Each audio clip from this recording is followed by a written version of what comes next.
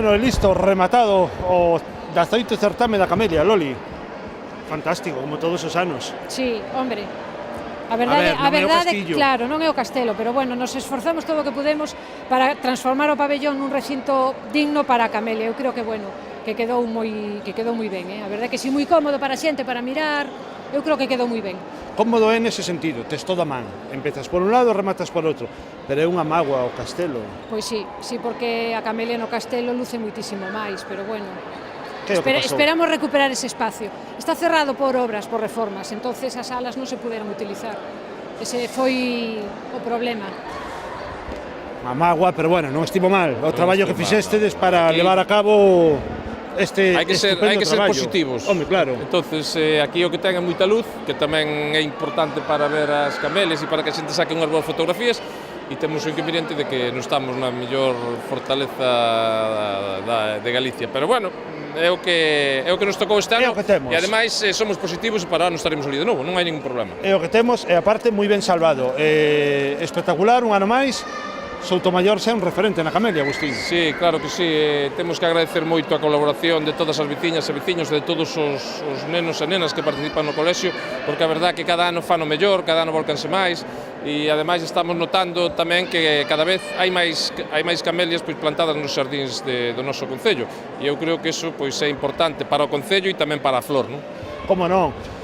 Loli, pos en marcha este certame, estás dende o primer momento aí, a pé de guerra. Sí, a verdade é que hoxe, vamos a ver, hoxe é moi bonito, pero onte pola mañán montar todo isto, bueno, pois dá a súa lata, non? Porque os expositores son moi exigentes co espacio, porque a súa flor ten que estar colocada para que luzca, eles entenden moito de que se a luz, que se a posición, que se a amplitud. Entón, bueno, hai que esforzarse moito para que cheguen aquí e teñan todo preparado, pero bueno, xa son moitos anos de experiencia, entón, bueno, e logo os escaparates da rúa tamén. Sí, espectaculares.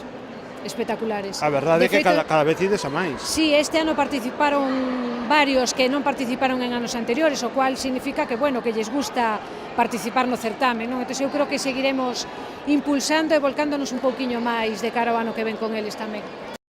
Isto que abre o mes de abril cheo de actividades, Soutomaior. Claro, estamos o fin de semana que ven aí coa carreira da Ostra e posteriormente o seguinte fin de semana pois coa festa da Ostra. Carreira da Ostra que Carreira da Ostra vamos a andar, vamos a intentar estar aí, a ver se somos capaces. Se non é un bo tempo, se non é un bo tempo é un mal lugar, pero non pasa nada. Estaremos aí participando coa xente que é o máis importante.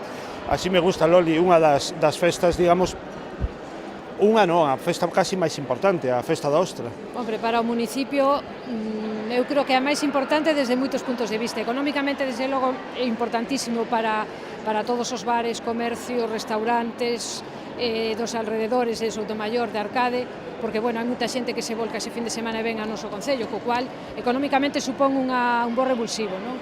E despois turísticamente tamén, claro, nos sirve de proxección de cara aos outros lugares de Galicia e fora de Galicia. Pois, ainda queda rematar, casi hoxe que é o día. Agustín, queda a seguinte semana na carreira que nos vemos ali. Sí, estaremos aí. E logo, pois nada, darlle a benvida, esperemos que con bo tempo, que sempre luce mellor e se está mellor en Soutomaior. Sí, esperemos que sí. Invitar a todos os veciños e veciñas que se cheguen a... Sí, invitamos tamén a xente a que participe nese programa de radio que temos da noite, da madrugada do xoves para o venres, a partir das 12 da noite, pois hai un programa da Radio Galega que se vai emitir en directo desde o multiusos da madrugada do xoves para o venres. A partir das 2 da mañán empeza ese programa de radio. Entonces, pois vamos a invitar tamén a que a xente participe. Pois listo. Pois listo, un mes cheo de cargado de actividades. Moitas gracias, Loli, parabéns pola organización. Gracias. E nada, vémonos xa no ano que ven, a seguinte. En marzo do ano que ven. En marzo do ano que ven, gracias.